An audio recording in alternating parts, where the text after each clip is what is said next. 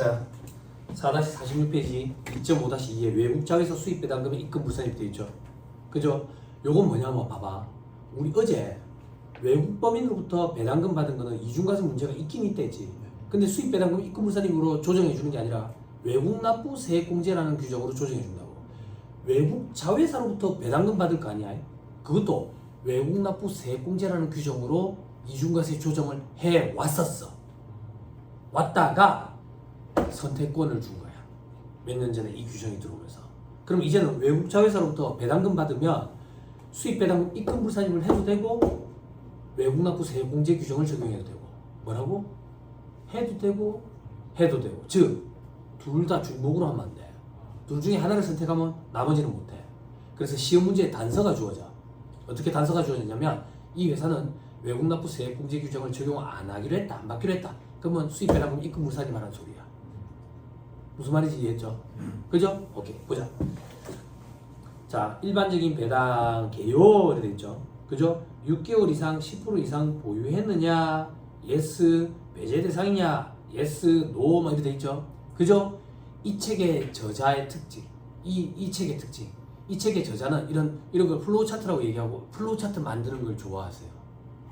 수험생들은 이렇게 논리적으로 단계적으로 접근해 가면 암기에 도움이 되고 수험생들이 이해하는 데도 도움이 되고. 그래서 이 책의 저자는 웬만하면 이렇게 흐름도를 그릴 수 있는 건 이렇게 그려놓으셨는데 괜찮아요 이게. 그지? 근데 정리가 다 돼야 이 흐름도가 이해가 돼요. 그죠? 이 흐름도는 밑에 있는 내용 정리를 가지고 바탕으로 만든 거예요. 자, 밑에 내용 정리 보세요. 대상법인 요건을 갖춘 외국 자회사로부터 배당금을 받은 내국법인. 외국 자회사라고 다 되는 거 아니야. 요건을 갖춰야 되는 거야.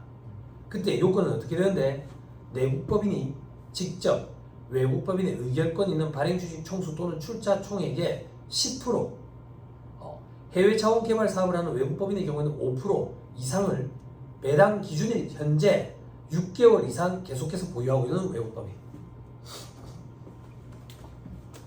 이 얘기를 하면 독이 될지 모르겠는데 일단 좀 얘기해보자. 손가락 잠깐만 끼고 어제 봤던 외국 납부 세액공제 쪽으로 한번 가보세요. 페이지 좀 찾으면 불러주세요. 새 책이라 가지고 4-295페이지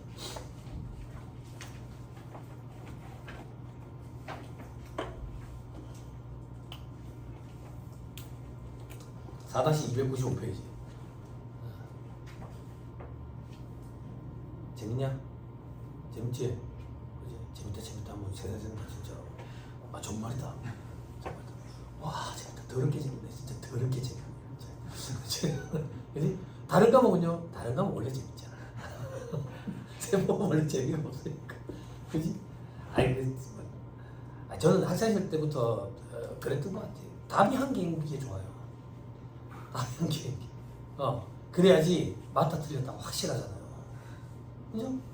이것도 맞다. 저것도 맞다. 그건 너무 싫어요. 너무 싫어. 그래서 같이 얘기할 때 그래 그 말도 맞지. 네 말도 맞고 네 말도 뭐야. 맞는 게 한 개로 정해지면 좋겠어. 그죠? 근데 안 그렇더라. 근데 이건 얼마나 좋아. 답이 한 개니까. 나머지는 다 틀린 거야. 응? 저기서 도라이 아닙니다. 자, 4-295페이지 박스 2번 제목 뭐라고 돼 있어요? 뭔 소리인지 아직 모르겠지만 외국 납부 세액 공제예요. 그 중에 한 개예요. 그때 밑에 반가를 봐. 외국 자회사로부터 받은 수입 배당금이 있을 때 외국 납부 세액 공제 규정이야. 밑에 플로우 차트 보면 외국 자회사 요건을 갖췄느냐 이렇게 돼 있죠. 그죠? 밑에 외국 자회사 요건가 봐. 배당 기준일 현재 6개월 이상 직접 의결권 있는 주식의 10% 해외 자원 개발 사업은 5% 이상 보유한 회사를 말한다 돼 있죠. 그죠? 요 규정이랑 맞춰놨어. 그지? 그죠? 똑같이 맞춰놨어가 무슨 말인데 과거엔 달랐어. 그래서 이제 암기 하나만 하면 돼. 암기 하나만. 과거에는 어떻게 달랐는데 듣고 올려. 지금 보고 있는 간접 외국 납부 세액 공제 여러분들 보고 있죠. 과거에는 배당 확정일 현재 확정일과 기준일은 다르지. 6개월 이상 보유하고 있었어야 되고 25% 이상 보유하고 있었어야 돼. 근데 그 시점에는 외국 자회사로부터 받은 수입 배당금 이중과세 조정할 때 입금 불산입 규정 그거 없던 시절이야. 외국 자회사로부터 받은 수입 배당금 이중과세 조정 입금 불산의 규정이 생기면서 이 규정도 개정이 일어났어. 그래서 두 개를 같이 맞춰놓은 거야. 제가 이 스토리를 왜 얘기해 주냐면 그래서 배당 기준일을 물어볼 거야. 과거에는 이게 배당 확정일이었기 때문에 오래 공부한 사람은 헷갈리거든. 그리고 6개월은 과거에도 6개월이었어. 근데 우리 아까 봤던 거 일반 회사, 일반 법인은 3개월이었지. 그거랑 구분해야 돼. 그리고 10% 주의해야 돼. 10%. 과거에는 이게 25%였기 때문에. 됐나요? 가로 안에 보니까 해외 자원 개발 사업 5%돼 있죠. 너무 지역적이죠. 근데 파란 글씨로 돼 있죠. 실전 시험 문제에 간접 외국 납부 세액 공제 문제가 등장했을 때 해외 자원 개발 사업으로 등장을 했었어. 그래서 앞에 있는 수입 배당금 입금 불산이 파트에도 이 5%가 파란색으로 줄쳐져 있는 거야. 그래서 그래. 등장한 적은 없지만 과거에 외국 납부 세액 공제 규정이 등장할 때 요게 등장했기 때문에 가능성이 있지 않을까라고 보셔가지고 강현태 회사님이 파란 글씨로 해놓으신 게 아닐까라고 내가 강현태 회사님 머릿속을 들어가 본 적은 없어. 내 추측이지. 그래 어쩌겠어. 좀 지역적이지만 이게 출제됐었거든. 5%가. 근데 제가 여러분들한테 드리고 싶은 얘기는 수월해졌다고. 지금 앞에서 보는 거랑 지금 보는 거랑 이거 뭐라 해야 돼? 범위가 일치하잖아. 범위가 일치하지 않아야 헷갈린다고. 근데 출제 교수님들이 희한하게 여러분들이 헷갈려하는 걸 잘 알아. 그것만 내. 봐라. 요즘 수험생들 전환사채 드립답 파네. 기타 보선의 공제가치 측정 금융자산 드립답 파네. 단기손익 공제가치 측정으로 내야지. 이렇게. 그런 성향은 나랑 참 비슷하신 것 같아. 나 진짜 아름답게 만들 수 있는데. 자, 돌아오세요.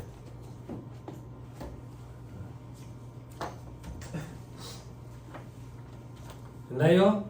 됐죠? 자, 밑에 입금 불산입 대상 수입 배당금의 범위, 배당금 이런 거 받은 거, 입금 불산입액은 수입 배당금의 몇 프로라고 돼 있어요? 거의 다 조정해 주죠. 그죠? 요거는 뭐 요건 이런 것도 없다. 그냥 95%다. 됐죠? 소득 처분은 뭐라고 돼 있어요? 기타 또는 마이너스 6으로 돼 있죠. 그죠? 그냥 기타로 하세요. 기타. 근데 다음 페이지 별표시 1번 보세요. 별표시 1에 보면 소득 처분은 기타로 하되 10% 이상을 최초 보유하게 된 날의 직전일 기준 이 내용을 재원으로 한 수입 배당금의 경우에는 마이너스 6으로 한다 돼 있죠. 그죠? 못 갖고 가요. 너무 지역적이에요. 잘 등장도 안 하고. 그냥 수입 배당금 입금 불산입액은 우리 소득처분 무조건 다 기타다 하나만 딱 기억하고 갔어요.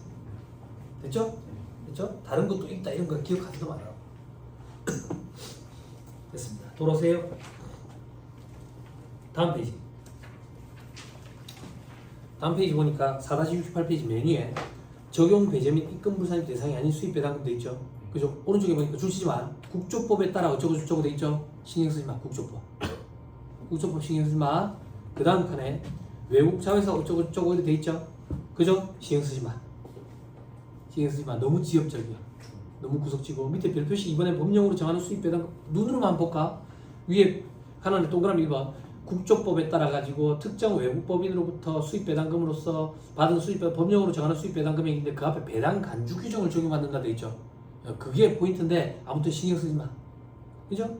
동그라미 2번에 혼성 금융상품 신경 쓰지 마. 혼성은 뭐야? 그지? 뭐야? 중성이야 뭐야? 뭐야? 조교 선생님 그분이 오셨는갑다. 지금 눈 똑바로 뜨세요. 예? 자, 신경 쓰지 마. 나오면 멱살 잡이 하러 와. 그렇게 안 중요하다고. 못 갖고 들어간다. 어렵고. 자, 그 밑에 다른 조정에 미치는 영향도 있죠. 그죠? 외국 자회사 수입 배당금 입금 불산입 규정이 적용되는 수입 배당금에 대해서 외국에서 납부한 세액은 송금 불산입한다 돼 있죠. 그죠? 자, 이건 무슨 말이냐면 외국에서 세금을 내잖아요. 세금을 내고 세금을 차감한 유금액만 내한테 보내준다고. 그지? 그럼 우리는 정확한 세금 계산이 이루어지려면 세후금액 말고 세전금액을 기준으로 정확한 세금 계산을 해야 되겠지. 그지? 그러면 외국에서 낸 세금을 다시 더해야 세전으로 돌아가겠지. 그래서 송금불산입, 입금산입하는 거야. 됐어요? 됐어요? 손가락 잠깐만 끼고 아까 몇 페이지였지? 다시 또 가보자. 요때 가면 한 번 더 정리해 줄 건데 100 아까 뭐라고요? 295페이지 295페이지 맨 밑에 보시면 반가로 4번의 1단계 봐봐. 뭐라고 돼 있어요? 입금 산입 기타 사유출 한다 돼 있죠? 세전으로 돌리기 위해서 그래. 294페이지 왼쪽 페이지 그림 봐봐. 맨 밑에 이해 돼 있죠? 이해? 그지? 없죠? 그죠? 미안합니다. 4-296페이지에 있어요. 4-296페이지 보면 맨 위에 다른 나라에서 원천징수 10원 됐다고 돼 있죠? 요걸 더해야지 세전으로 돌아간다고. 그래서 정확한 세금을 계산하기 위해서 세전으로 돌린다. 지금 단계에서는 그 정도만 하면 돼. 그래갖고 외국에서 낸 건 저 밑에서 기납부 세액 형태로 차감해 준다고. 근데 기납부 세액이 아니라 세액공제로 차감해 주지만 아무튼 세전 금액으로 돌리기 위해서 더한다. 지금 단계에서 그렇게만 생각하라고. 요 파트 가서 다시 설명할 거니까. 됐죠? 다시 돌아오세요. 됐죠? 송금부산입도 입금산입이니까 세전 금액으로 돌리기 위해서 더한다. 이렇게 생각하면 된다. 됐나요? 됐죠? 자, 그 다음 외국납부 세액공제 적용 배제. 입금부산입 했으니까 세액공제는 적용하면 안 돼. 이중으로 혜택 주게 된다고. 그럼 됐나요? 됐어요? 그 밑에 추계시. 추계하는 경우에는 수입배당금, 입금부산입, 외국 자회사에 대한 것은 적용 안 한다. 다만 천재지변에 의한 경우에는 적용을 한다.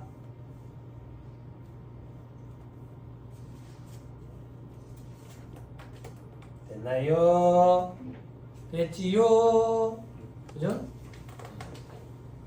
시험 문제, 계산 문제 등장했을 때 한 두세 줄짜리로 해가지고 여러 개 중에 한 개 이렇게 등장했었어. 거의 보기 정도 사이즈로 간단하게 그냥 95% 곱하면 되도록. 그러니까 너무 스트레스 받을 필요 없어. 자, 4-69페이지 바로 2번. 그럼 뭐 한다고 이렇게 자세히 봤는데 말 문제 보기 때문에. 자, 바로 2번. 자본 준비금을 감액해서 받는 배당. 어디서 들어봤는데? 저기서 어디서 들어봤는데? 어디서 들어봤지? 어디서? 어제 했잖아. 어제. 그저께 아니 어제. 뭐야 표정 그거 뭐예요? 어제. 도와줘. 어제 했어 안 했어? 어제 했잖아. 여기 언니 지금 표정. 네가 언제 했노 이런 표정인데 지금 어제 했잖아.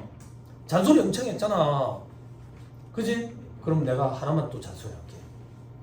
잔소리. 여러분 이거 진짜 반성해야 되는데 어제 집에 와서 중국에게 책을 찾아봤다. 찾아봤어 안 찾아봤어? 안 찾아봤지? 그지? 안 찾아봤지? 그래놓고 제 자식 안 해놔놓고 왜 이런 표정을 짓고 있지 지금. 저기서 어제 집에 와서 중국에게 책 찾아봤어 안 찾아봤어? 안 찾아봤지? 봐봐라. 잔소리 들어도 되겠지? 제 자식이야. 가스라이팅인가? 중국에 책 있는 사람 있어요? 아무도 없어요? 있어요? 있어도 없죠. 그렇죠? 상권 있는 사람 없어요? 없죠. 절대 없죠. 가방 안에 없죠. 그죠? 아니 찾아봐야 된다는 생각 안 해봤어? 그 목적으로 내가 잔소리 했는데 그죠? 딱 찾아봐야 자입기 되는데 그지? 어제 나는 내가 공부했는데 여러분들은 내가 공부하는 거 쳐다보고 있었고 찾아보세요. 김현도 회장님이 써놨어. 자, 어제 그거 자본준비금을 감액해서 받는 배당. 그지? 자본준비금이 상법상 자본잉여금을 얘기하는 거예요. 자본잉여금과 이익준비금 합계액이 자본금의 1.5배를 초과하는 경우에 초과하는 범위 내에서 감액 가능하다. 그 감액한 금액을 배당의 재원으로 쓸 수 있다. 그때 배당 주는 거 그게 자본준비금을 감액해서 받는 배당. 받는 사람 입장인 거야. 그걸 재원으로 배당을 받았다고. 그럼 뭐 배당금 수익이네? 그지? 수익 배당금이네? 수익 배당금 입금불산입 해야 되는 거 아니냐 이거야. 응? 됐죠? 이제? 됐나요? 자, 내국법인이 출자한 외국법인으로부터 자본준비금을 감액해서 받는 배당으로서 입금에 산입되지 아니하는 배당에 준하는 성격의 수익 배당금을 받는 경우에는 그 금액의 95%에 해당하는 금액을 입금에 산입하지 아니한다. 자, 자본 준비금을 가백에서 받는 배당은 아까 외국 자회사로부터 받는 수입 배당금 입금 부산의 규정과 다르게 95%를 그냥 무조건 꼭 판다. 그러니까 자회사 요건 이런 건 없다.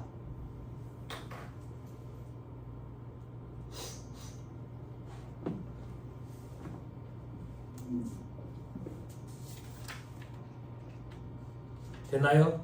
그 정도만 하세요. 그거 이상은 차고 넘치니까. 그거 이상도 존재하지도 않아요. 됐죠? 말 문제 보기 정도 구성할 거니까 그 정도만 대비하시면 돼요. 됐죠? 됐습니다. 자, 넘어갑니다.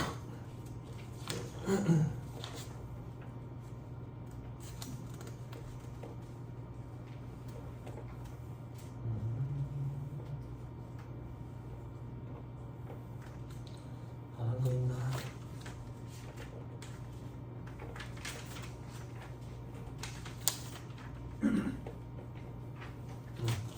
됐네. 자, 4-70페이지 부가세, 매출세액과 매입세액. 기본세는 이 두 개가 쪼개져 있어요. 매출세액과 매입세액이. 우리 지금 입금과 입금 불산입하고 있죠. 그죠? 입금과 입금 불산입하고 있기 때문에 매출세액만 있을 거예요. 기본세는. 매입세액은 송금과 송금 불산입에 있고. 근데 한 큐에 정리하는 게 나아서 서머리에는 한 페이지에 돼 있어요. 그래서 서머리로 하는 거예요.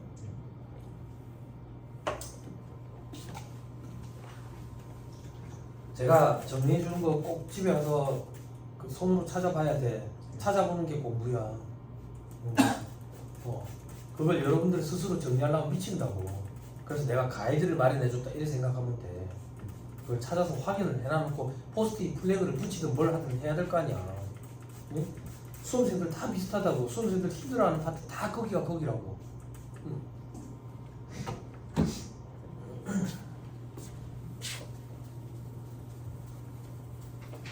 남들보다 많은 걸 못해도 남들 하는 만큼 꼭 하고 가야 돼.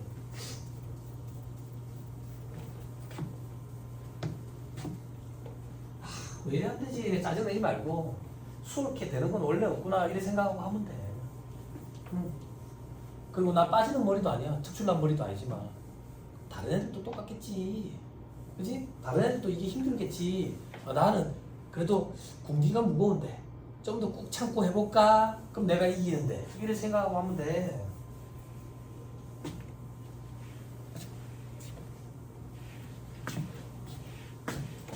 그지?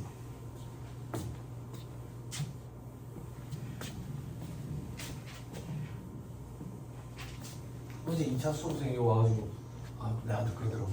저는 세무사님이 얘기해줬던 거 다 믿고 그 방법대로만 딱 하고 있습니다 그러더라고. 그래서 제가 뭐랬는지 알아? 어떻게 늦었어? 늦었어. 천만 다행이다. 1차가 합격해서. 어떻게? 그런 얘기를 나중에 와서 왜 하는 거야? 세무사님 말이 맞았는데 이렇게. 그러면 그 말인 즉슨 내가 평소에 얘기할 때는 거짓말이라고 생각한 거야? 거짓말? 밥 먹고 내가 그래? 할 짓이 없나? 거짓말하기?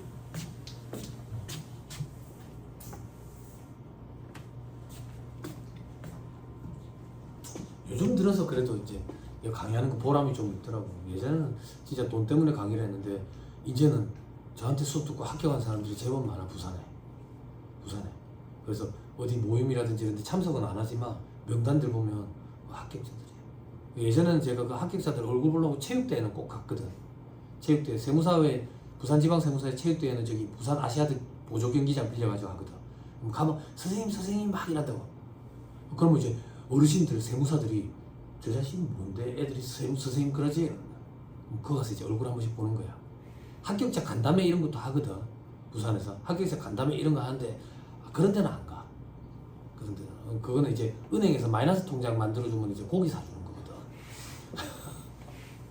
꼭 그 부산 교대 옆에서 그런 데서 만난다. 고깃집이 싸니까. 동네나 서면에서 안 만나고. 그게 나는 그때 합격자 간담회라는 거 하길래 윗사람들이랑 만나는 자리인가 싶어서 정장을 입고 가서 수험기간 때 살이 좀 찐 거야. 정장이 잘 안 맞는데 그래도 그걸 입고 갔는데 좀 늦었어. 왜 늦었겠어? 주인공이니까. 주인공은 늦게 가는 거야. 갔는데 삼겹살 집에 다들 뭐 공부를 하고 있는 거야. 뭐지? 이랬는데 처음 다 마이너스 통장금 만드는 거 그거 쓰고 있는 거야. 그래 이게 뭐냐고 그러니까 하나은행에서 와가지고 그 만들어주는 대신에 이제 고기 사주는 거야. 그래서 내가 그랬지. 나는 필요 없습니다. 그러니까 은행 직원이 비꼬더라. 돈이 많으신가 봐요. 그러더라. 아니 돈이 없는데 만들 생각이 없습니다. 아 오늘 이 자리가 그런 자리인데요. 아 그러면 안 먹겠습니다. 안 먹겠습니다. 그랬더니 주변에서 형님 왜 화가 났어요? 화가 난 게 아니고 화가 나네. 이게 그 돈이라는데 갈래? 그런 거 별로 안 좋아해서 일부러 맥이나 놓고 그래서 어떻게 하면 합격자를 좀 볼 수 있을까라는 생각에 체육대회 때 꼭 갔죠. 체육대회 때. 근데 체육대회도 2번 갔어요. 2번인가 3번 갔어요. 근데 불쾌하더라고요. 불쾌해. 왜 불쾌한데? 치어리더가 와요.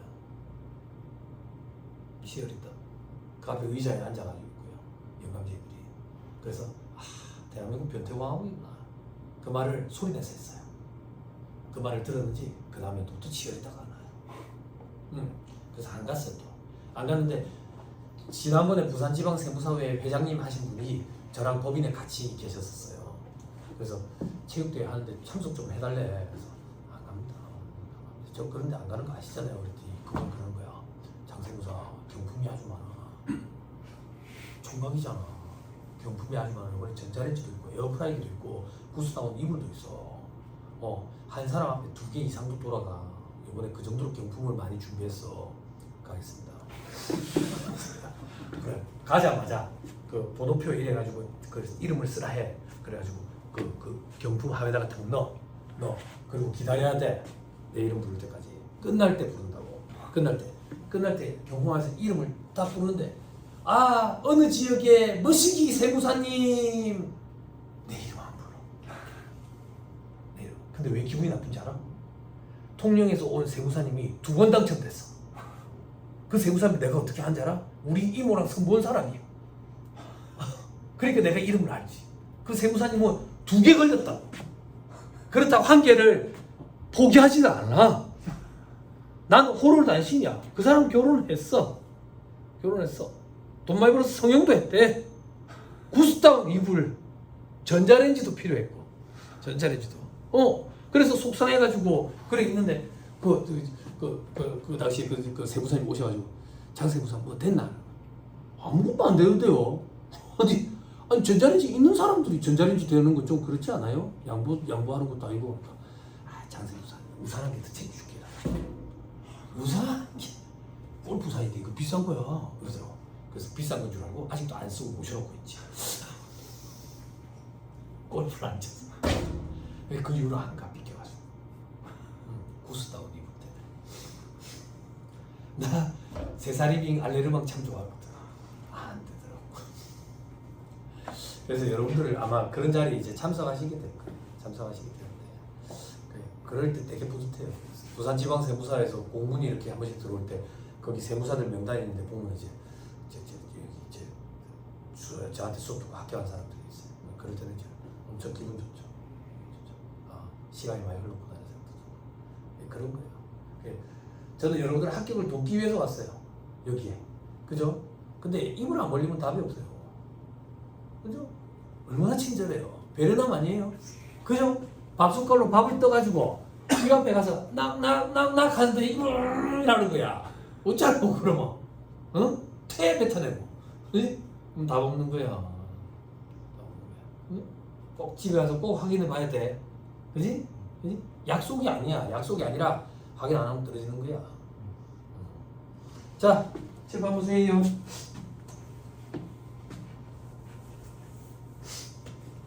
숫자 여기 있는 걸로 하자. 100원? 사옵자. 자, 물건 사와요. 100원에 사서 500원에 팔았대요. 그죠? 매입해도 되고 재고자산해도 되고. 그죠? 책에는 뭐라 돼 있어? 원재료로 돼 있네. 원재료로 합시다. 재고합시다 우리는. 재고 100원. 그죠? 현금 100원. 연애 공부했죠? 왜? 여러분들이 공부하는 중급 배기학력은 부가세가 없다라고 가정하고 있기 때문에 부가세가 있다라고 가정하는 순간 책 두께가 많이 두꺼워져요. 그런 게 있어요. 유동성 대체도 없잖아요. 책에 보면 장기 차입금인데 지금 보호기한 시점에 6개월밖에 안 남았으면 유동자산은 분류해야 되잖아. 그지? 근데 원래 처음에는 장기였잖아. 그래서 유동성 장기 차입금 이렇게 표현하잖아. 그런 걸 유동성 대체를 한다고. 그런 것까지 책에 다 실으면 책 두께가 엄청 두꺼워지거든. 그런 건 다 생략돼 있다 이렇게 생각하면 돼. 생략돼 있다. 왜? 부가세가 생략돼 있었는데 이제는 부가세가 포함된 개념으로 한번 보죠. 그럼 부가세 얼마겠어? 10원. 그러면 현금 110원. 그죠? 부가세 10원. 이 부가세 10원은 매입세로 공제를 받는 거지. 그죠? 이걸 우리는 부가세 대급금 이렇게 표현해야지. 자산으로 잡는다. 자산. 지금 하고 싶은 얘기가 뭔데? 재고자산은 나중에 팔려나가면 뭐가 되지? 매출원가가 되지. 매출액이 제일 대표적인 입금이지. 그럼 매출원가는 제일 대표적인 송금이겠지. 그럼 얘는 나중에 팔려나가면 송금이 되거든. 요것도 팔려나가면 송금, 요거는 송금이 아니다 그 얘기야. 자산이다. 그래서 송금 불산이 방법이다. 부가세 대응이다. 됐죠? 됐죠? 자, 그다음 물건을 판다. 500원에 매출 500원 돈 받고 팔았다고 볼게요. 550원. 그럼 부가세 50원. 이거는 부가세 매출세고 우리가 내게 되지. 그치? 남의 돈을 대신 받아서 잠깐 갖고 있다가 낸다. 예수금 이렇게 얘기하지. 내 돈이야? 아니지. 그래서 이거 부채다. 부채. 여기서 공부하는 건 뭘 하고자 함이냐? 매출은 제일 대표적인 입금이지. 그래서 입금은 550원이 아니라 500원만 입금이다 그 얘기야. 그래서 얘들은 입금 불산이 항목이다. 요건 송금 불산이 항목이다. 그거 하는 거야. 됐어요? 네. 조 교수님 안 어렵죠? 아니, 조 교수님 마음이 힘든가? 근분이 오신 건가? 졸음이 오는 건가? 그건 아니에요. 어제 하고 오늘 하니까 짜증나서 그래요? 아니 조 교수님 표정이 되게 안 좋아. 표정이 어떠냐면 내일 접을 것 같은 표정이야. 공부를. 재밌냐? 그래 재밌어야 돼. 그렇지? 안 어렵죠? 시험에 안 나와요. 시험에 나오는 건 뭔데? 요걸 밑을 깔아야 돼요. 잘 봐야. 나는 과세 사업자야. 나는 과세 사업자야. 지금부터 하고자 하는 얘기는 다른 얘기야. 나는 과세 사업자고, 나는 과세 사업자. 죄송합니다.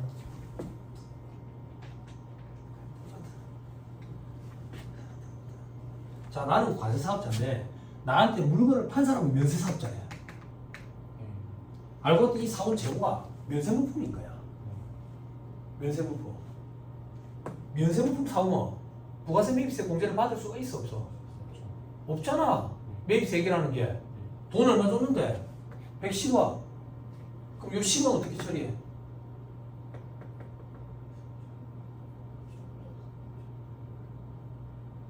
자, 이래 얘기하니까 헷갈립니다. 말을 다시 돌릴게. 말 다시 돌릴게. 요렇게 해야 조금 더 맞아떨어집니다. 내가 면세 사업자다. 여기는 과세 사업자. 요렇게 하자. 요게 조금 더 이해하기 편하겠다. 그럼 나는 분계를 이렇게 끊었다. 요 부가세가 내가 공제가 돼? 안 되지. 면세 사업자는 매출세액에서 매입세액이 차감해서 납부세액 납부할 때 없지. 그지? 왜? 면세 사업자는 부가세 포상 납세 무제에 해당하지 않지. 그래서 부가세 포상 제반 의무를 부담할 의무가 없지. 그 제반 의무 중에 하나가 사업자 등록 의무였지. 그래서 면세 사업자는 부가세 포상 사업자 등록 의무도 없었지. 그렇지만 법인세법, 소득세법에 의한 사업자 등록 의무가 있어서 실질적으로 사업자 등록은 낸다 했지. 기억나죠? 그죠? 그래서 매입세 공제 못 받는다고. 공제 못 받아. 그럼 공제 못 받으면 얘는 이 10원을 어떻게 처리하겠어?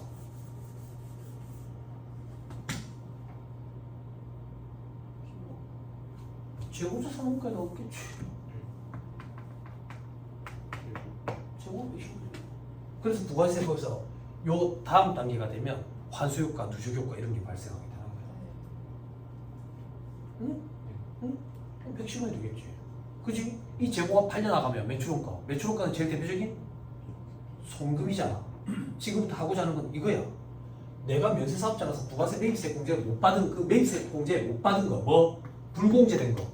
이거 송금으로는 인정이 되느냐 이거야.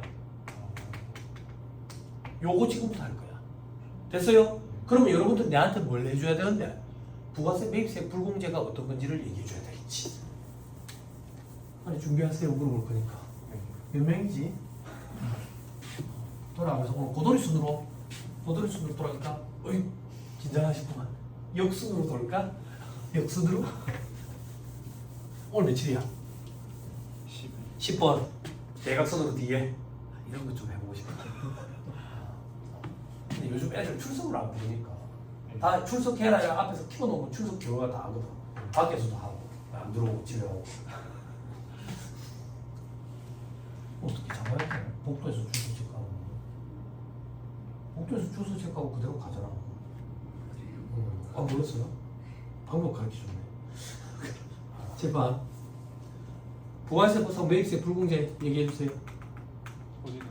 이 책의 저자인 강혜태 회사님 앞글자 따가지고 암기하자면서 토, 사, 세, 비, 대, 등, 면, 가주. 여기까지만 다 하자. 토, 먹고 더 하는 거야? 아니요. 뭐야? 토지는 관련 매입세. 토지 자본적 지출 관련 매입세. 네. 그치? 매입세 불공제지. 사, 사업과 무관한 사과 관련 없는 지출에 대한 매입세. 세, 세금계산. 세 등계산서 혹은 학계표 부실기재분 관련된 매입세.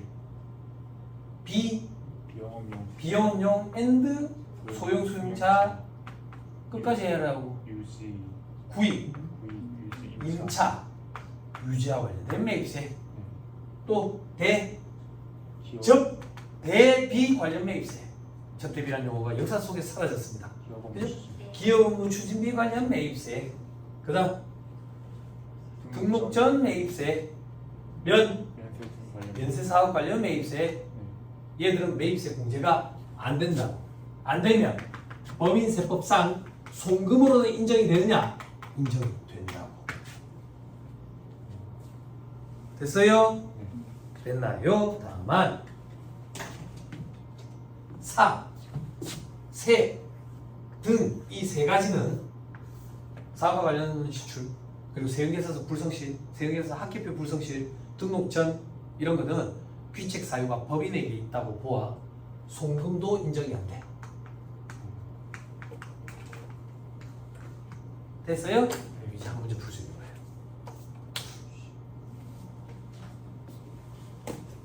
됐나요? 됐어요?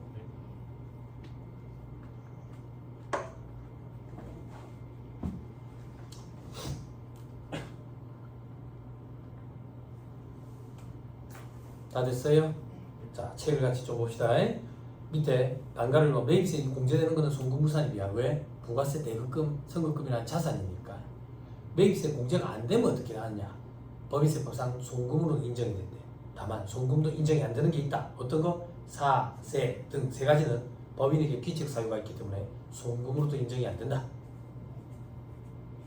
되나요? 나머지는 송금으로 인정이 되네. 근데 나머지 중에 봐봐. 동그라미 9번. 간주임대료 관련된 부가세. 됐죠? 송금 인정된다. 누구 송금인데? 부담한 자의 송금. 간주임대료 누가 계산하는데? 임대인이 부가세 계산할 때, 부가세 신고할 때 계산하잖아요. 근데 그 지금 임대차 계약서에 특약사항에 간주임대료 부가가치세는 임차인 부담으로 한다 이러면 또 임차인 부담이야.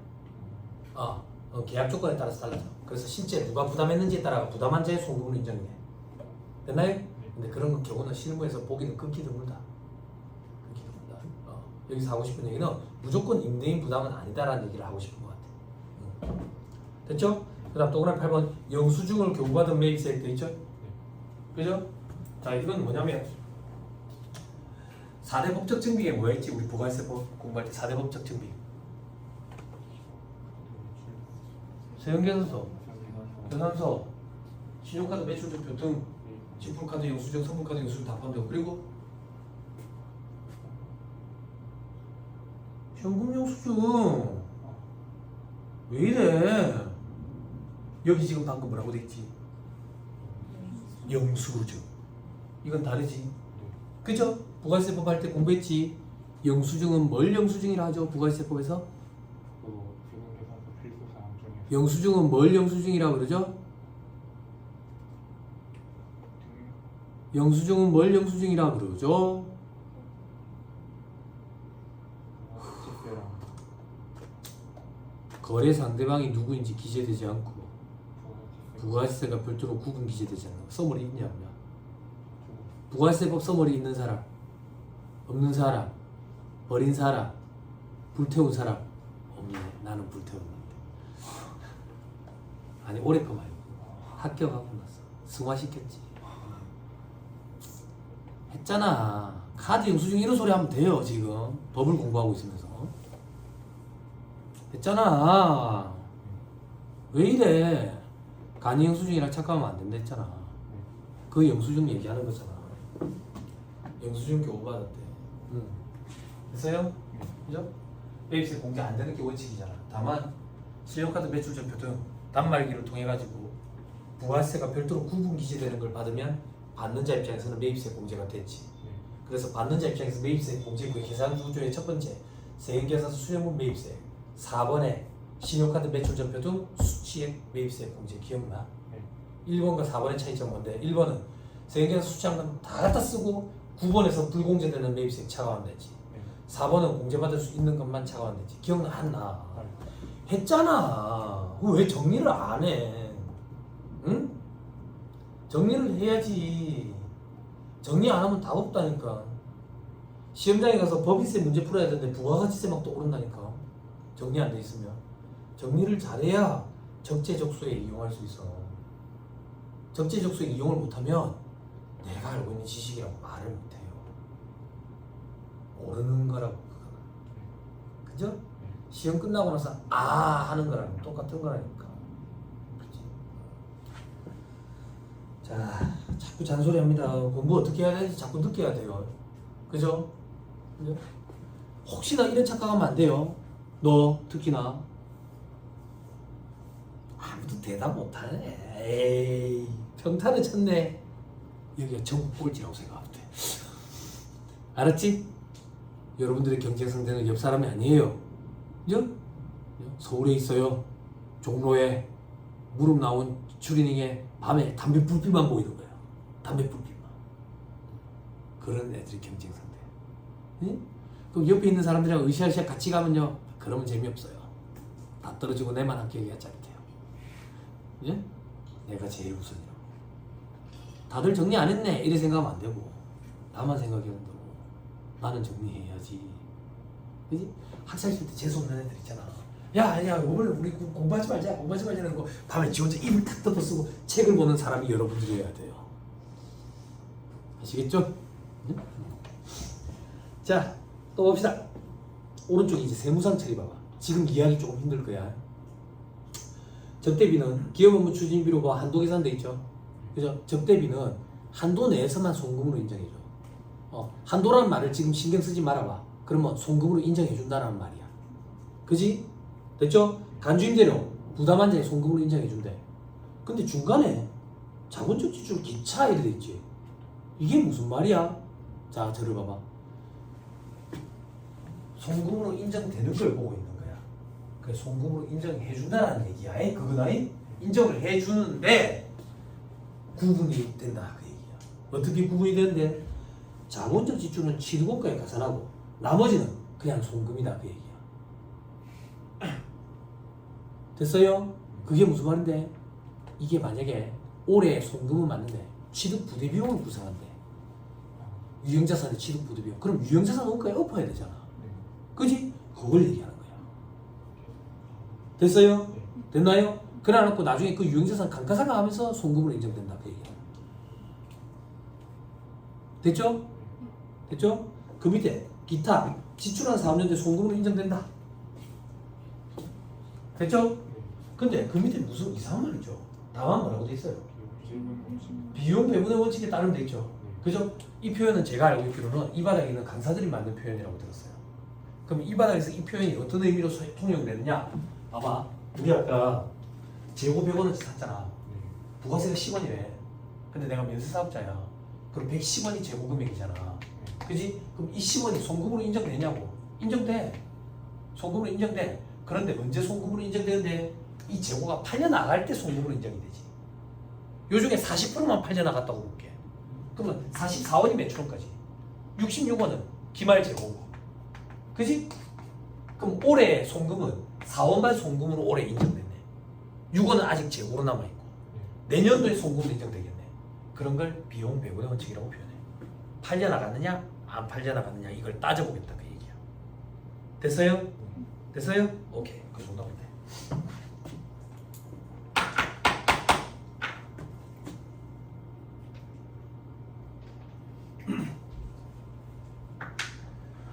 됐죠? 오케이. 잘 따라오고 있습니다. 다음 페이지 볼 필요 없고요. 넘어갑니다. 오, 좋은데. 그죠? 끝났네. 또. 자, 이제 4절. 송금과 송금물산이. 아, 왜 세무사님 2차 시험 용이야? 1차부터 합격하고. 아유, 왜 없냐? 안 그렇냐? 솔직히. 그지? 여러분들이 저한테 제일 많이 하는 얘기가 뭔지 알아? 제가 잔소리, 시험인 방하면 어떤 잔소리 하냐면, 여러분, 재정학 상품 치우치면 안 됩니다. 재정학 상품 95점, 100점 받고 나머지는 과라고만 면하고 이렇게 하면 안 됩니다. 그러면 수험생들이 그래도 1차를 합격에 2차가 있는 거 아닙니까? 이런다고. 근데 제가 장담할 수 있는데 그렇게 1차 합격하면 1차만 100년 동안 합격해. 안 된다고. 4절. 송금과 송금물산이. 그죠? 벌써 몇 페이지야? 와, 재밌지? 그지? 어영부영 끝날 수도 있겠네? 그지? 신난다, 잘 나온다. 네? 송금 봅시다. 개념 내가 없는 거 그거 그지? 네?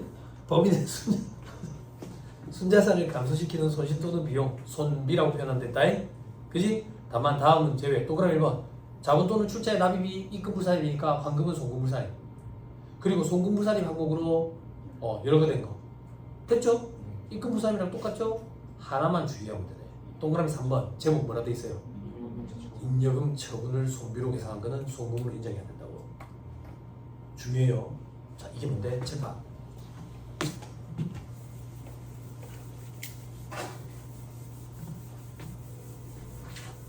지금 딱 개념 잡아야 돼요. 나중에 또 나와요. 자, 인여금은 이거예요. 법인세는 입금해서 송금을 차감해서 소득이 나오죠. 이 소득이 수령권 쌓이면 인여금이에요. 그지? 인여금을 처분한다는 개념은 인여금이 차변에 온다는 얘기예요. 그지? 대변에 나면 현금이라 할까? 현금. 인여금 처분을 손비로 계산한 금액이라는 표현은 인여금 처분하면서 회사가 장부에 손실 또는 비용으로 잡았다는 얘기예요. 이걸 지금 우리가 공부하는 거는 이걸 법인세법상 송금으로 인정할 수 있냐 이거야. 인정 안 된다. 이걸 송금으로 인정해주는 순간 돌고 도는 순환 논리가 생기니까 이걸 인여금 처분을 손비로 계산한 금액이라고 표현한다고. 그지? 간단한 예를 들면 입금해서 송금 차감해서 소득이 생겼거든. 이 소득이 수년간 쌓인 게 인여금이야. 인여금 중에 일부를 떼서 국가에 준 게 법인세야. 이 법인세를 회사가 세금과 공과라는 비용으로 잡으면 송금물산이 된다고. 송금물산이 입금사료에서 올 수 있는 소득세분 세 가지. 돈이 밖으로 빠져나가겠네. 밖으로 빠져나갔다고. 누구한테 갔는데 국가나 지자체한테 갔다고. 기타 사유출 이렇게 하는 거야. 그래서 법인세 비용은 송금물산이 기타 사유출 이렇게 처분하는 거라고. 돼요? 네. 그것도 넓은 의미에서 인여금의 처분으로 보기 때문이야. 됐나요? 네. 오케이 됐어. 자, 그 밑에 2번 비용 배분의 원칙은 세법에 있는 용어가 아니라 밑바닥에 있는 강사들이 만든 용어라고 들었다. 비용 배분의 원칙이 뭔데? 여기서 이걸 잘 잡아야 돼. 봐봐.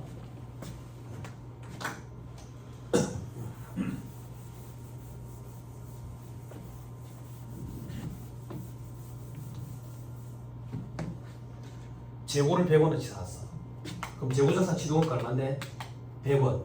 이 100원은 송금이냐 아니냐 이거야. 송금이 맞아. 송금이 맞아. 그런데 요중에 올해 팔려나간 게 60원이야. 안 팔려나간 건 40원이야. 60원만 올해의 송금이야. 송금이야. 나머지 40원은 내년 이후의 송금이지. 그지? 그래서 혹시나 올해 회사가 100원을 비용으로 잡았어. 비용으로 잡으면 요중에 40원은 송금불산입해야 된다고. 재고자산 증가시켜야 되니까 유보 이렇게 착각하면 안 돼. 뭘 착각하면 안 되는데 재고를 취득하는데 든 100원이라는 돈이 송금이 아니라서 송금불산입이라는 세무조정을 한 게 아니야. 송금은 맞는데 올해의 송금이 아니라서 송금불산입을 한 거야. 됐어요? 네. 오케이 됐어. 두 가지가 있네. 어떻게 두 가지가 있는데 송금불산입이라는 세무조정은 송금이 아닌데 회사가 손실 비용 처리해서 송금불산입 세무조정하는 경우도 있고 송금이 맞는데 올해 송금이 아니기 때문에 송금불산입이라는 세무조정도 있네. 그 두 번째를 비용 배분의 원칙이라고 얘기하는 거야. 에이? 됐어요? 하나 더.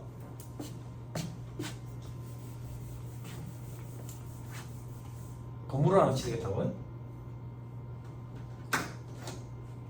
어떻게 엮어줄까? 또 회계랑 또 엮어줄게?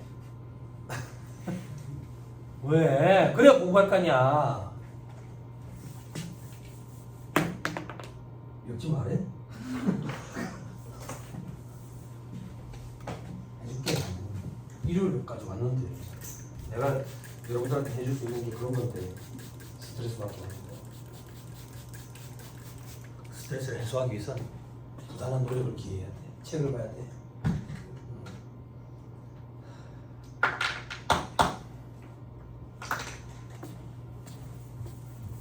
공부했던 거 머릿속으로 떠올려 보세요.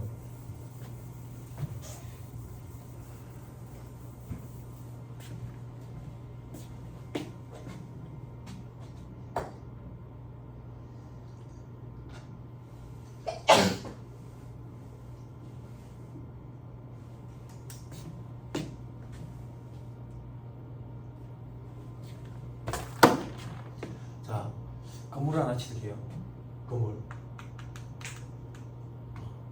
건물 하나 취득하는데 건물이 취득하는데 얼마가 드냐? 100억 들어요. 100억. 100억. 근데 건물이라고 지금 달면 안 된대요. 왜 달면 안 된대? 지금 건물이 요래 생겼어. 요래 생겼죠.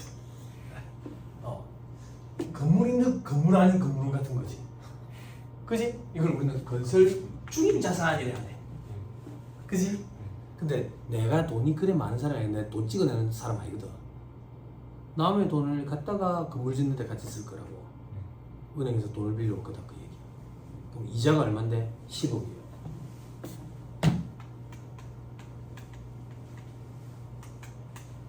이 이자 비용 10억을 어떻게 처리할 거냐 이거예요.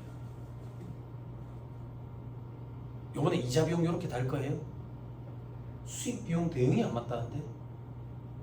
그럼 어떻게 하면 수익 비용 대응이 맞는데? 네 건물 왜 짓는데? 임대업 받고 싶은데? 임대업 몇 년이나 할 것 같은데? 한 10년 동안 할 것 같은데? 그러면 그 임대업 하는 10년 동안에 수익이 발생하니까 그때 비용으로 잡아라.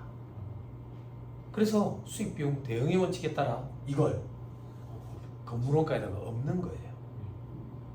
그럼 10년 동안 감가상각하면서 비용화시키면 수익에 대응되는 거죠. 그죠? 이걸 자산화, 자본화한다. 차입원가를 자본화한다 이렇게 얘기하는 거예요. 됐어요? 됐어요? 근데 차입원가를 자본화한다 할 때는 타인 자본에 대한 것만 하는 거예요. 자기 자본에 대한 거는 안 하죠. 그죠? 자기 자본에 대한 게 뭐냐?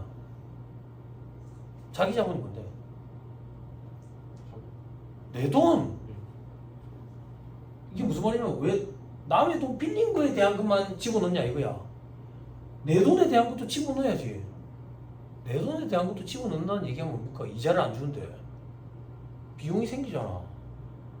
내가 가진 돈을 건물 짓는 데 썼기 때문에 딴 데 못 썼잖아. 건물 짓는 데 안 썼으면 딴 데 쓸 수 있었다고 내 돈. 그걸 뭐라 그래? 기회비용이지. 국제 기준에서 기회비용은 자본화하지 말아요. 그래서 타인 자본에 대한 것만 자본화하는 거야. 자본화. 됐어요? 이게 차입원가 자본하고 차입원가 자본화는 수익비용 대응의 원칙 때문에 하는 거라고. 그러면 이제 건물이 100억이 아니라 110억이 되고 매년 감가상각비는 10억이 아니라 11억이 되는 거지. 이렇게 10년 동안 비용화시키는 거지. 그지? 이게 차이법과 자본화. 됐어요? 뭔 얘기 하려고 그랬지? 그래, 요거. 그러면 세법으로 돌아와서 이 이자 비용 10억이 송금이 아니냐고. 송금 맞아. 송금 맞는데 자본화를 시켜서 나중에 송금으로 인정할 거야. 그래서 지금은 혹시나 회사가 비용으로 처리했으면 송금불산입 유보해야 돼. 송금이 아니라서 송금불산입 하는 게 아니라 근무원가에 얻기 위해서 송금불산입 하는 거야. 됐어요? 됐나요? 네.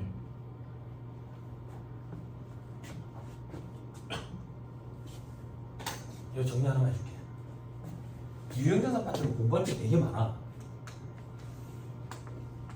유형자산 파트는 취득 단계에서 공부할 게 있고, 보유 단계에서 공부할 게 있고, 처분 단계에서 공부할 게 있어. 처분 단계는 처분가액에서 장부가액을 차감한다고. 그러면 플러스 마이너스 되는 게 처분 손익이지. 그지? 그지? 처분은 얼마에 처분할 건데? 공정가치 처분하겠지. 그지? 어렵다고 거짓말해주세요. 안 어렵죠? 시험에 안 나오는 게 처분 단계가. 처분 단계가. 혹시나 이익잉여금을, 재평가 잉여금을 이익잉여금으로 대체할 수 있다. 선택권이 주어져 있으니까 대체하는 경우도 있을 거고 안 하는 경우도 있을 거고. 그건 말 문제 보기만 되면 시험에 안 나오고. 시험에 나오는 건 취득 단계하고 보유 단계죠. 취득 단계에서 첫 번째 시험에 나오는 게 뭔데? 취득 부대 비용 얘기하는 거예요. 사용 가능한 상태에 이르기까지 발생한 모든 부대 비용 가산. 그 전문가에게 지급하는 수수료, 설치 준비용가 이런 것들 다 더하는 거예요. 또 어떻게 시험에 나오는데? 일괄 취득이 시험에 나오죠. 일괄 취득이 뭔데? 건물과 토지를 같이 취득하는 거예요. 그럼 어떻게 해야 돼? 공정가치 비율로 안분 계산해야 되죠. 근데 토지만 사용 목적으로 취득하는 경우, 혹은 같은 말로 건물 신축 목적으로 구건물에 있는 토지를 취득하는 경우, 이때는 처분했다 토지원가죠. 그 이후에 철거 비용, 폐자재 수입, 폐자재 처분하는 등 비용 어떻게 처리해야 되는지 차이점이 있죠. 그거 시험에 나오는 거죠. 그죠? 또 뭐가 시험에 나오는데? 정부 보조금이 시험에 나오죠. 정부 보조금, 자산 관련 보조금이냐, 수익 관련 보조금이냐, 회계 처리 방법이 총 4가지가 있다고. 그 중에 우리 시험에 나오는 거는 자산 차감분만 시험에 들어야 한다고. 그치? 왜? 얘가 독특하거든. 나머지는 왜 안 물어보는데? 단기 손해미 진행은 어떤 방법으로 하든 다 똑같아. 근데 자산 차감법은 감가상각비를 줄이기 때문에 단기 인식하는 감가상각비가 다르다고. 그래서 얘가 시험에 등장하는 거지. 그치? 근데 그게 어렵던가? 안 어렵지? 안 어렵지? 그것만 주의하면 되지. 감가상각비로 대체하는 정부 보조금 어떻게 계산해? 감가상각비 곱하기 디프리시에이션 곱하기 취득원가 분의 정부 보조금. 이렇게 하는 게 합리적이라고 생각하는 주장하는 사람 중에 한 명이에요. 그런데 우리 시험에서는 잔존가치를 차감한 게 정답이에요. 저는 잔존가치를 차감하지 않아야 된다고 주장하는 입장이라고. 그렇지만 지금 현재 시험에서는 잔존가치를 차감해야 정답이에요. 차감해야 돼요. 아니면 틀려요. 어려워요 이게? 시험이 잘 안 나오죠. 요즘 트렌드는 돈을 빌려주죠. 정부에서. 시장 이자율보다 낮은 이자율로 돈을 빌려주죠. 그 차이 정부 보조인 거죠. 유효이자법에 따라서 또 삼각형 가야 되니까. 그죠? 그거. 또 어떻게 취득 단계에 있지? 복구비용. 복구. 10년 뒤에 복구가. 이게 얼마인데 추정하는 거. 이걸 현재 가치로 평가해가지고 복구 충당부채에다가 계산하고 유형자산 취득원가에 없지. 그리고 얘는 매년 말마다 유효이자율법에 따라서 삼각하면서 어떻게 해? 이자 수익으로 인식하지. 아니 이자 수익 아니 감가상 그죠? 그렇게 인식해가지고 그지?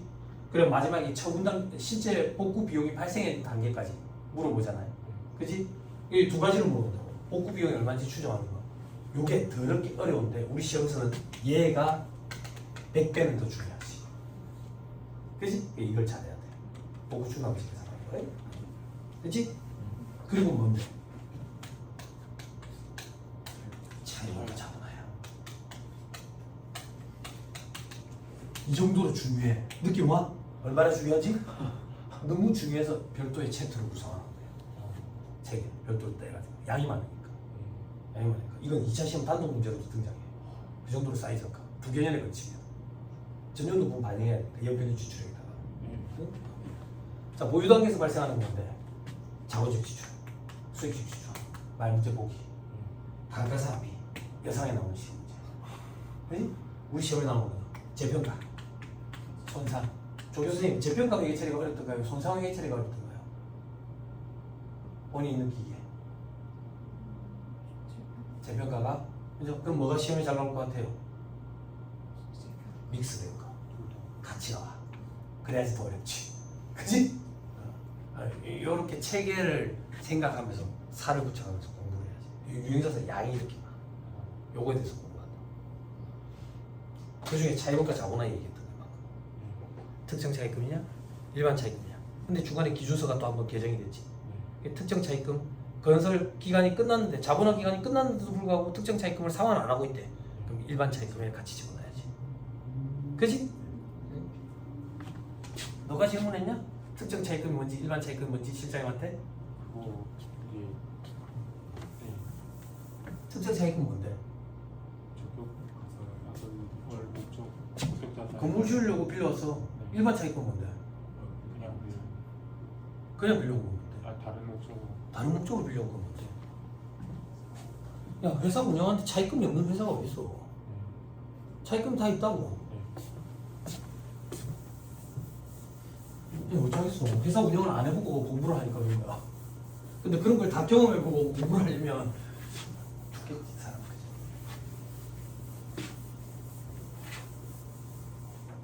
제가 2차 시험 합격하는 해에 차이법과 자본화가 2차 시험 문제에 등장했어. 두 개 내내 걸친 게. 연평균 지출액 뽑아내잖아. 연평균 지출액. 그지? 지출액을 가지고 연평균을 치잖아. 몇 대 지출을 했대. 몇 대 또 지출을 했대. 그럼 누적으로 따지면 요만큼 지출했네. 요만큼 지출했네. 요만큼 지출했네. 요만큼 지출했네. 이 네모 박스. 네모 박스를 면적을 계산하는 거야. 면적을 계산해가지고 요런 네모 박스를 만드는 거야. 우리는 요런 네모 박스. 요런 네모 박스가 뭔데? 요걸 잘라가지고 여기다가 모자이크 하나씩 붙여넣는 거야. 그러니까 왜 쓰잘데기 없이 이런 작업을 하는데? 연평균으로 계산하기 위해서. 연평균. 그러니까 왜 이 작업을 하는데? 여기에 등장하는 이자율들이 다 연이자율이야. 그래서 그 연이자율을 적용하기 위해서 연평균 금액으로 다 뽑아내는 거야. 통일시킨다 이렇게 생각하면 돼. 그래서 연평균 지출에서 뽑아내는 거지. 연평균 지출액이라는 얘기는 건물 짓는데 돈이 요만큼 들어갔다 그 얘기야. 근데 돈이 어디서 들어갔냐 이거야. 건물 지으려고 빌려온 돈이 있었던 거야. 그걸 특정 차입금이야. 얼마 했지? 거기다가 12분의 월수 곱하지. 근데 이 월수는 자본화 기간이고. 자본화 기간. 여기다가 유율 곱하지. 그럼 이자가 얼마 나오네. 근데 이 돈을 빌려가지고 딴 데 잠깐 돌린 거야.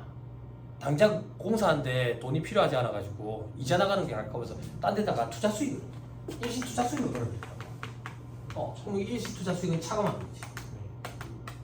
요게 자본화 대상이 되는 차입업가가 되는 거지. 그렇지? 그럼 일반 차입금은 뭐지 뭔데? 일반 차입금. 일반 차입금 그거 말고 회사 운영하는 돈이 필요해가 돈 빌려온 게 있어. 한두 개가 아니라고. 그래서 일반 차입금이 희한하게 여러 개인데 갑을 이래 있는 거야. 갑을병 이렇게. 일반 차입금 사람 이름처럼 갑을병이 있는 거야. 그럼 여기서 뭔 짓 하는데? 연평균 지출액 있잖아. 그지? 여기서 이걸 빼는 거야. 그지? 그게 무슨 말인데? 연평균 지출액이 100억이 들어갔는데 특정 차입금을 가지고 투자한 게 80억이래. 돈은 100억이 들어갔는데 80억 빌려왔대. 그럼 20억은 어디서 들어갔냐 이거야 돈이. 회사의 운영자금으로 빌려온 돈 중에 들어갔다 그 얘기야. 그럼 회사의 운영자금으로 빌려온 돈에 대한 이자 비용도 자본화 시켜야 되는 거 아니냐 이거야. 그럼 이자율을 곱해야 돼. 이자율을 곱해야 되는데 이게 3번 빌려왔는데 이자율이 다 다른 거야. 하나, 둘, 셋 이자율이 다 달라. 그럼 이자율을 평균을 쳐야 돼. 어떻게? 이 세 개를 더해가지고 3으로 나누면 산수평균 무식한 거야. 그래서 가중평균을 좀 치자 그 얘기야. 그럼 가중평균을 치려면 가중치를 줘야지. 곱해서. 그래서 이자가 얼마인지. 요 금액과 요 금액 사이에. 요거를 가중평균 차입 이자율 뭐야? 세법이랑 겹치잖아. 우리는 다른 이름 쓰자. 자본화 이자율. 이게 가중평균 차입 이자율이야. 세법에서 얘기하는 거. 네? 됐어요? 근데 이 이자율을 쓰다 보니까 실질적으로 지출한 이자보다 더 많이 계산이 되는 경우가 있는 거야. 그게 말이 돼? 말이 안 되지. 실제 발생된 이자만큼만 자본화시킬 수 있지. 그거보다 더 많이 어떻게 자본화시켜? 그래서 이걸 한도로 하는 거야. 별거 없어. 근데 여러분들 왜 힘든데? 회사 운영해 본 적이 없어. 그래. 운영을 안 해봤는데 이걸 하려니까. 응? 별거 없어.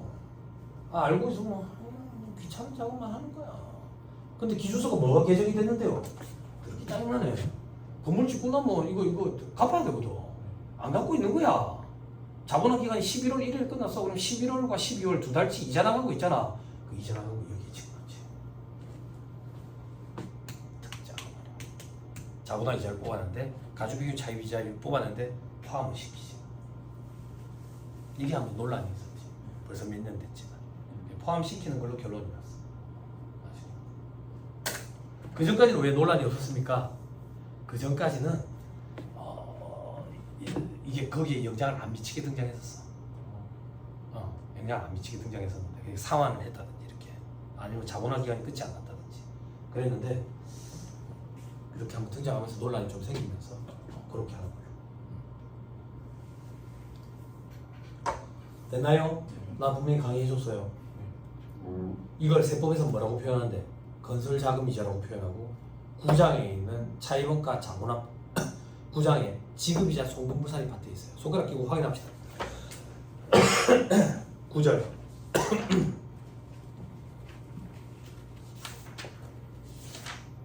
4-186페이지